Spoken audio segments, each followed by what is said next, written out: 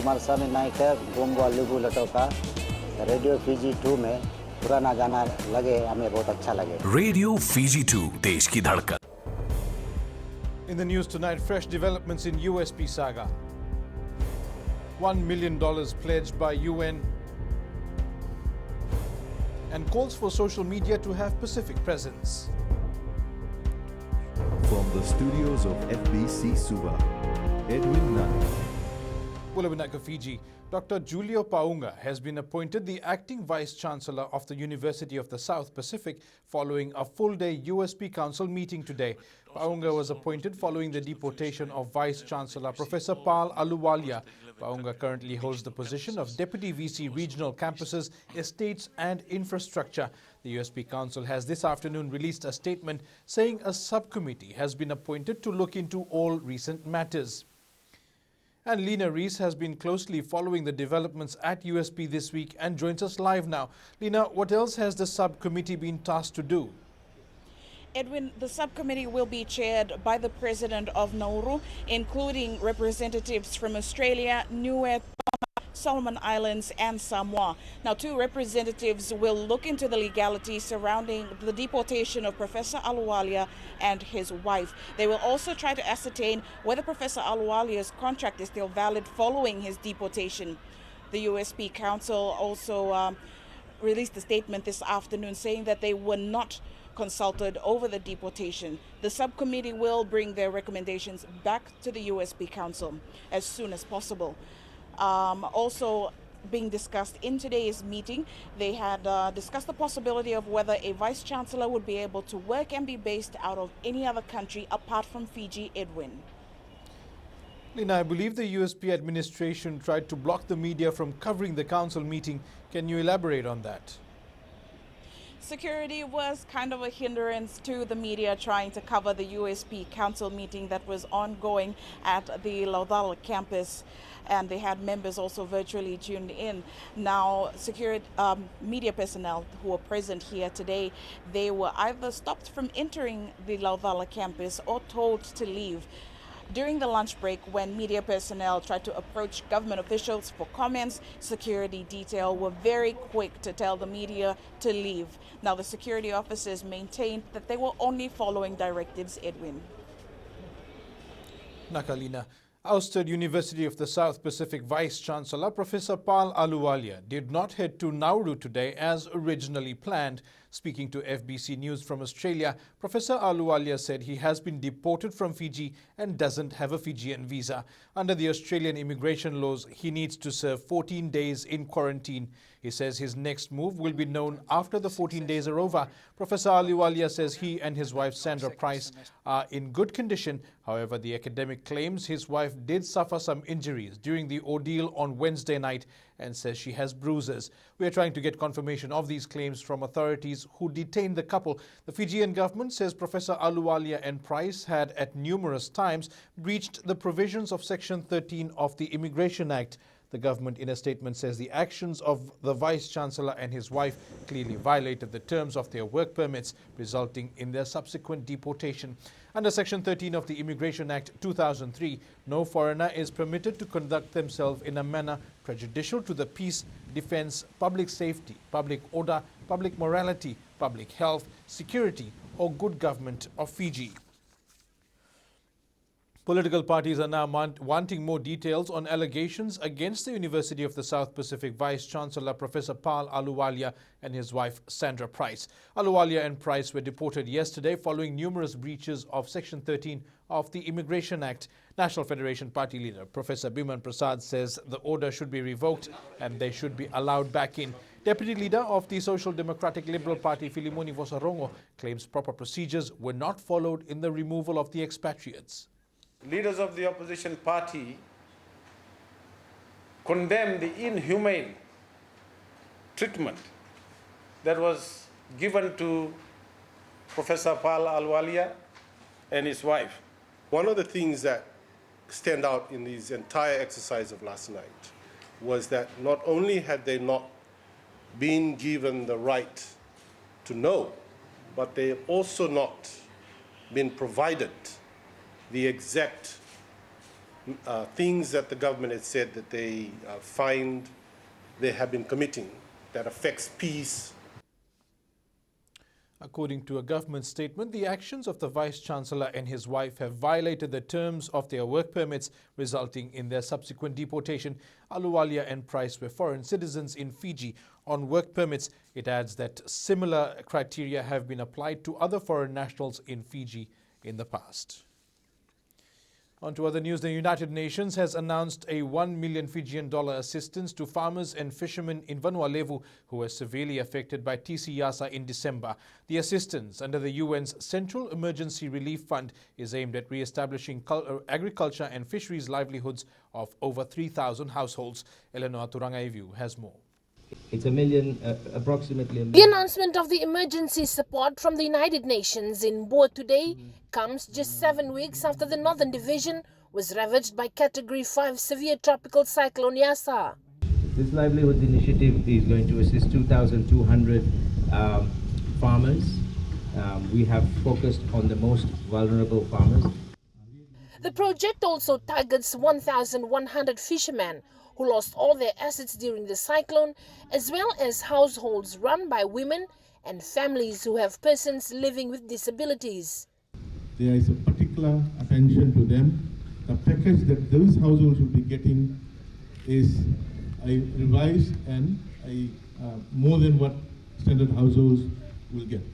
The project will run over 6 months with the objective of restoring food security and livelihoods of agricultural households. We hope this assistance will support the Fijian government and the Ministry of Agriculture to restore the livelihoods of Fijian farmers and build a more resilient and food secure Fiji. For affected families in Boer, the assistance couldn't have come at a better time.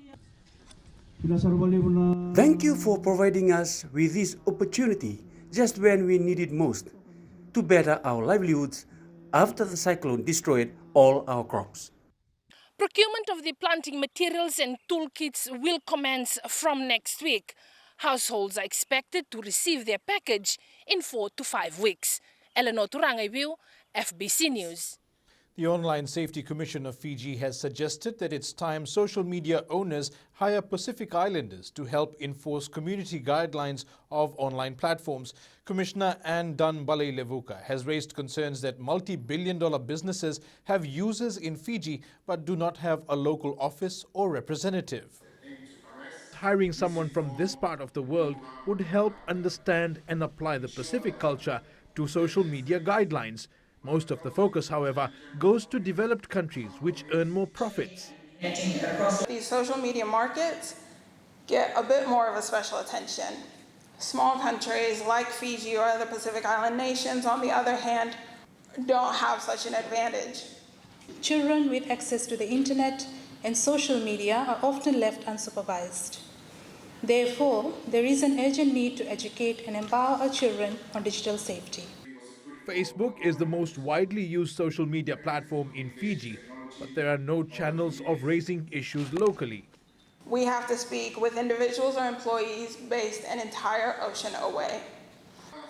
The Online Safety Commission says it receives troubling reports of harmful posts on social media almost every day. Up ahead, COVID-19 ramifications will take time, and bar market severely affected by flooding.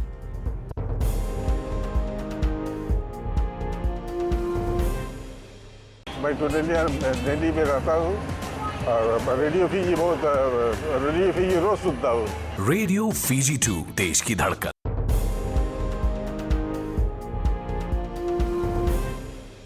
Welcome back. The Fiji CSO Alliance is reiterating the need to assist the thousands of Fijians that have suffered greatly from COVID-19 and the recent cyclones. The Alliance adds they expect the impact of COVID-19 is one that will have long-term ramifications. Jashula reports. Member of the CSO Alliance and Fiji Women's Crisis Center Coordinator Shamima Ali says they're working with different sectors to address the COVID challenges. And those who are on social welfare, they are really finding it difficult to access it. They change banks in the middle of everything. So people have to line up outside. Things are getting so hard for people. Fiji Women's Rights Movement Executive Director also highlighted the need to explore ways to assist those impacted by COVID-19 pandemic with the situation made worse by the recent cyclones. The impact is on the very same people who are, impacted by COVID.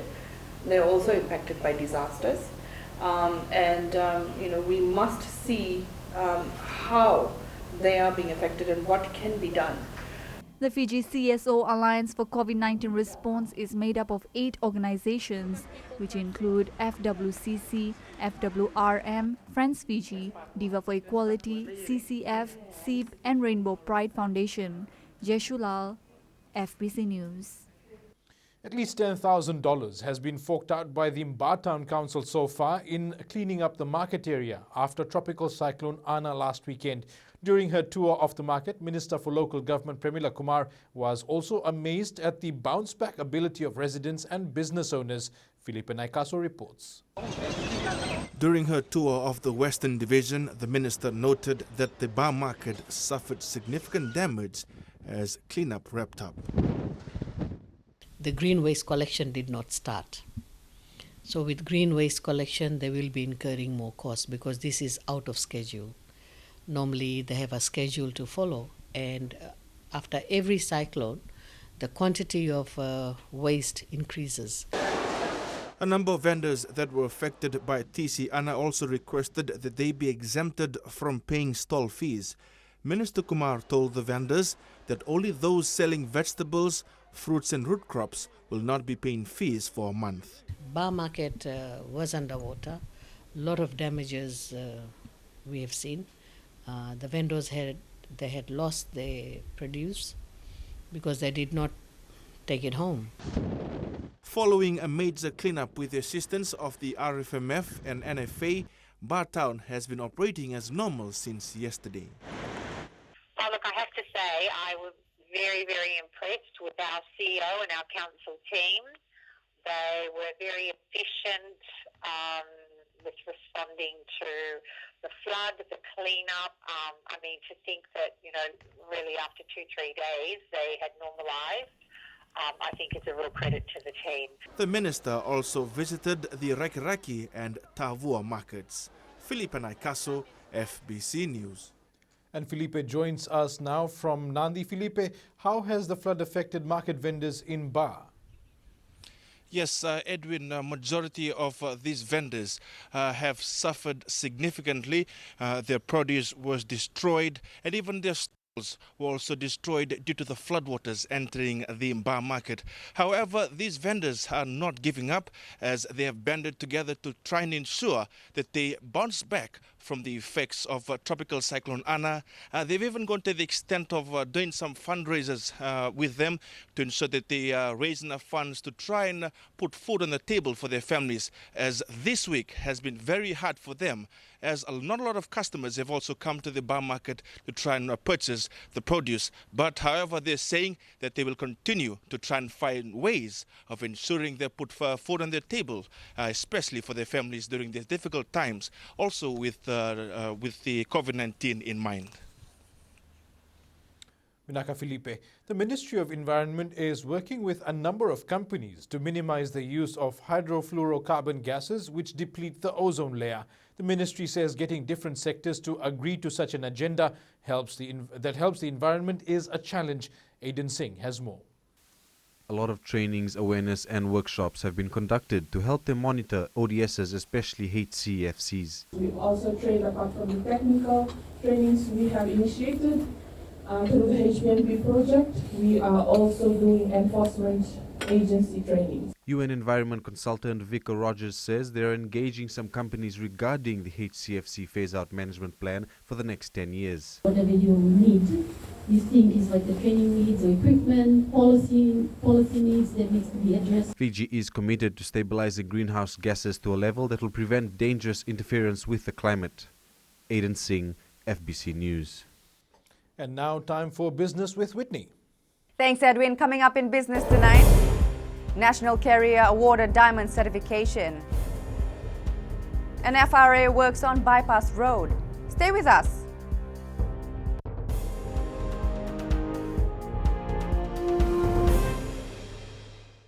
Kumar स्वामी नायक है गोमवा लुगु लटोका radio Fiji 2 में पुराना गाना लगे हमें बहुत अच्छा लगे radio Fiji 2 देश की धड़कन।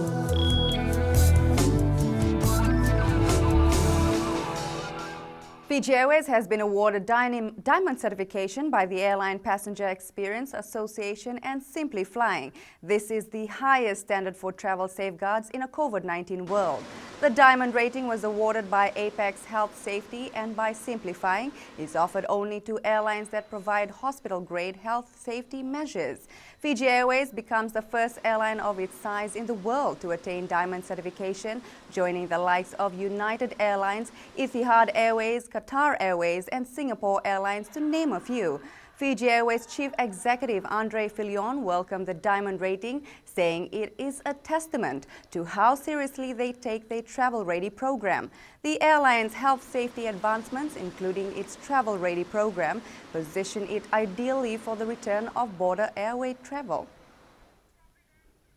Shell's oil's profit have sunk to a 20-year low as a result of the reduced demand for energy during the global COVID-19 crisis.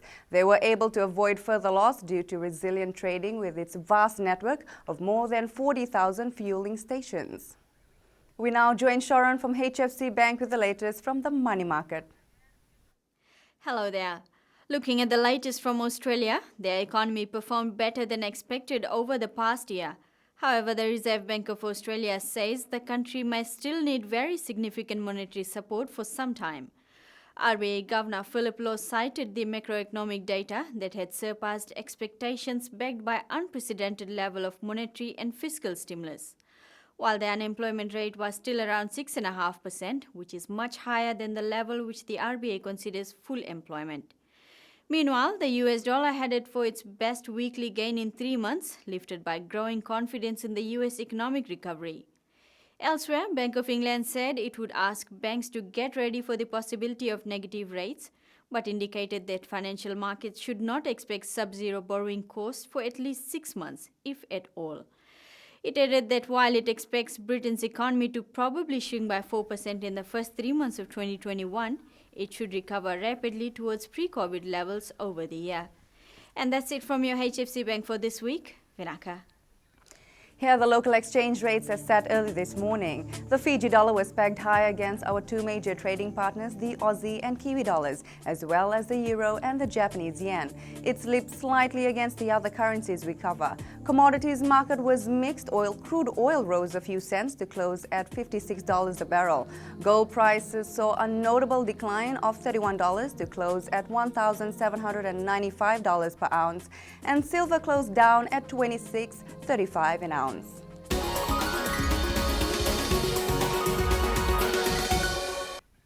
The Fiji Roads Authority is looking to construct a new bypass road beside the major landslip that occurred on Cross Island Road at Korosomo Hill near Senganga.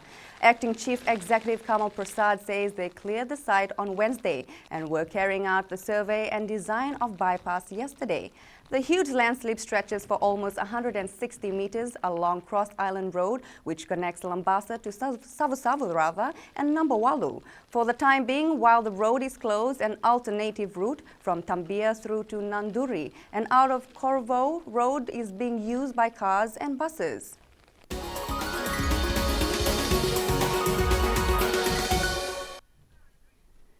And that's it from Business Tonight. We now join Kara with the latest in sports.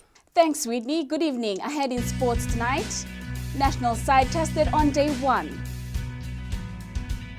And new Lambasa coach for CVC. This and more after the break.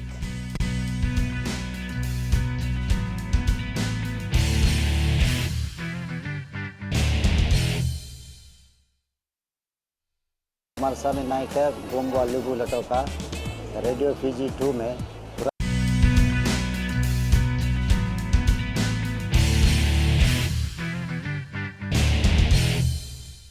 National Sevens coach Gareth Baber says they are getting the push they needed. Beba is impressed with the performance shown on day one of the Uprising Sevens. The national side is among 16 teams going head-to-head at the Uprising Sports Complex in Pacific Harbour. The physical battle displayed today was what Beba wants for the national side. Yeah, much like it was in the FIU tournament down in Lawanga. It's sort of come together again this weekend, and I'm looking forward 2 games in. I'm looking forward to what should be a good couple of days. Fiji was supposed to field 2 teams, but due to injuries during the Super Series first leg, Beba was left with no choice but to field only one side. Nisi has got a knee injury, Karim Soko an eye socket, Jerry Tuai and Pauline Uratu were both sick last week. National women's coach Sayasi Fuli echoed the same sentiments. This is all part of our development and plan for the tournaments and the upcoming tournaments in 2 weeks' time. Both coaches believe the tournament will help them in the long run. Venina Rakotonga, FBC Sports. The artificial turf is something new to most teams participating in the Mobile Uprising Sevens tournament. This is the first time a major local Sevens tournament is held on an artificial turf, and teams are finding it quite hard to adjust. Tele Materakula with the story. Players say the artificial turf is only for the fit. I believe that the boys are used to the soil compared to the soft turf.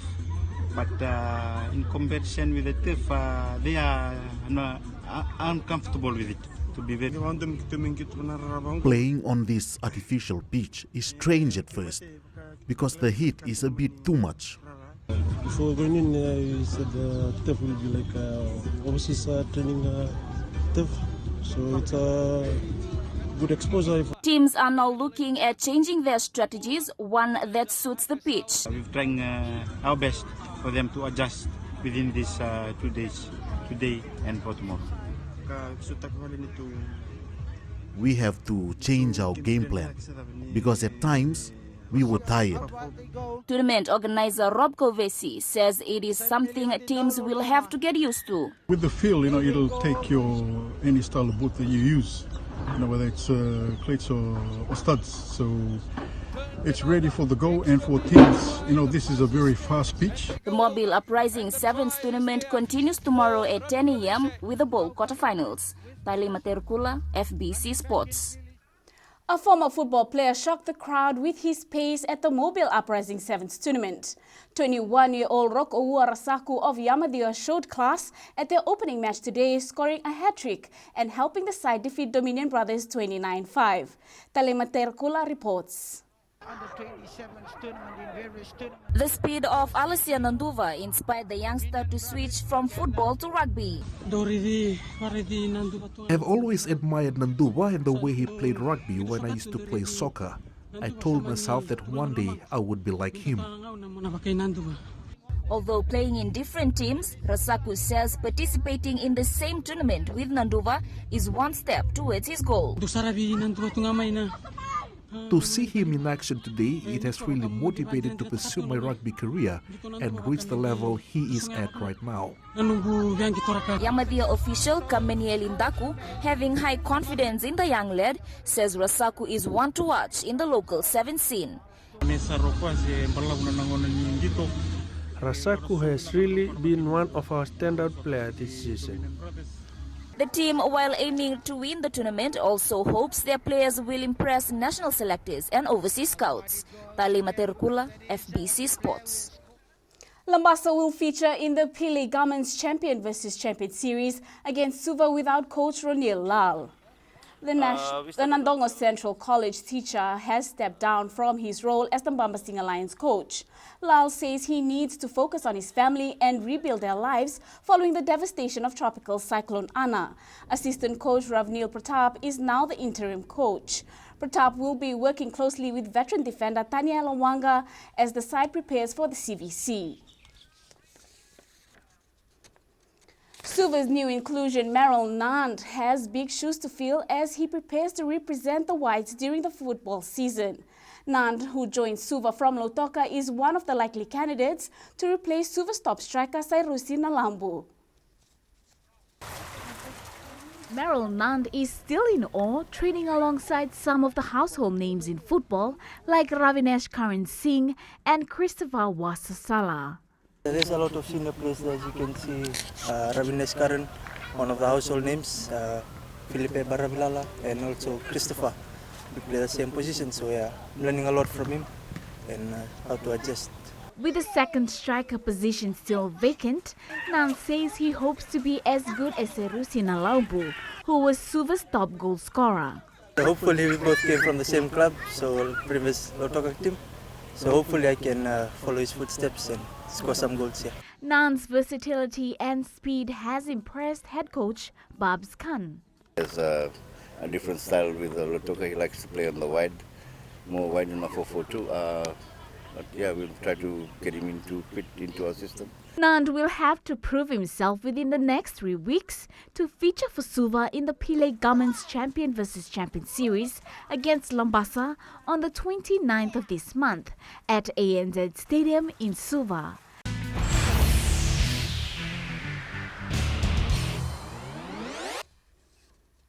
In the play of the day, Fiji 7 squad member Joseva Talavolo displayed some quality and great aerial skill today in their first match against Vayasana Providers at the Uprising Sevens.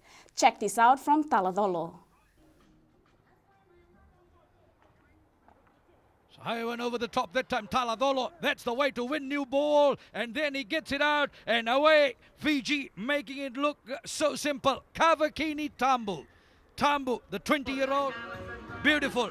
Winning the new ball is the key. Yeah, look at those offloads. He's got the height, he's got the ability to stand tall in the tackles and offload, and Fiji's all...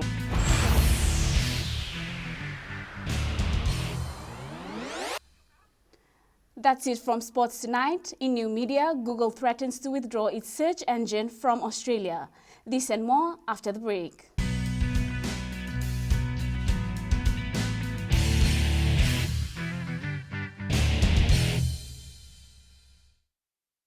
Oira na ngone no de nunu ena be singa ni mataka. Mersi sunga da kena loma dina kena mikron.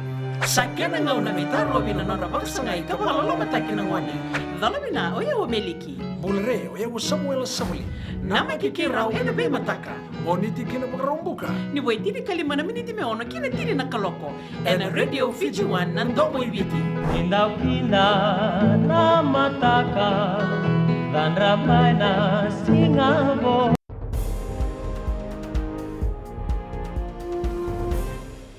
Welcome back. In new media, as Google considers pulling out of Australia due to a recent legal tussle with the government, other companies are looking at how to reshape their online business models to survive.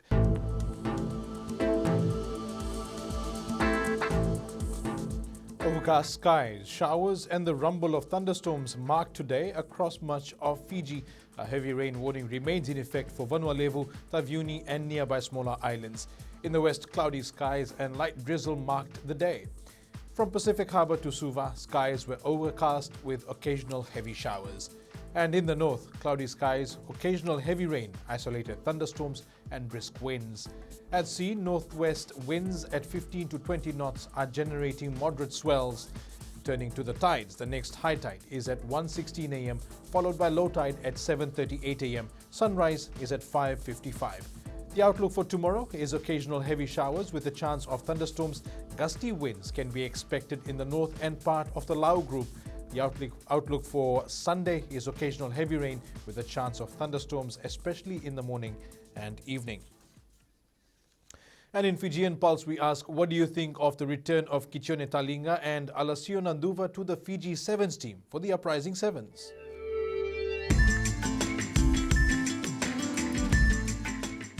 We should give the other players opportunities and represent Fiji and just show a little bit of their new talent. I think their return to the Fiji Sevens team for the Uprising Sevens is really good. I think it's good that they're in the team. They can mentor the young players and yeah, they have a lot of experience to add to the team as well. Experienced people do come in this team. It brings a lot of potential, new ideas, new spirit.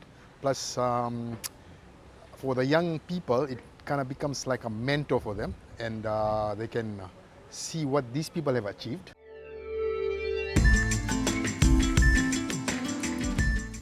And recapping our main stories, fresh developments in USP saga, UN pledges $1 million support and calls for social media to have Pacific presence. For these stories and others, you can tune in daily to our sister radio station Gold FM to our poll question. This week we are asking, should those found swimming in flooded areas be prosecuted? Visit our FBC News website to answer. And on to our shot of the day, the sunrise over Wakaya Island, captured by Edna Wendt from Levuka. You can send us newsworthy pictures and videos on email fbcnews@fbc.com.fj or share it with us via our various social media accounts, including Facebook, Twitter and Instagram. That's your news this evening. I'll see you again on Monday. Until then, stay safe. Modemanda.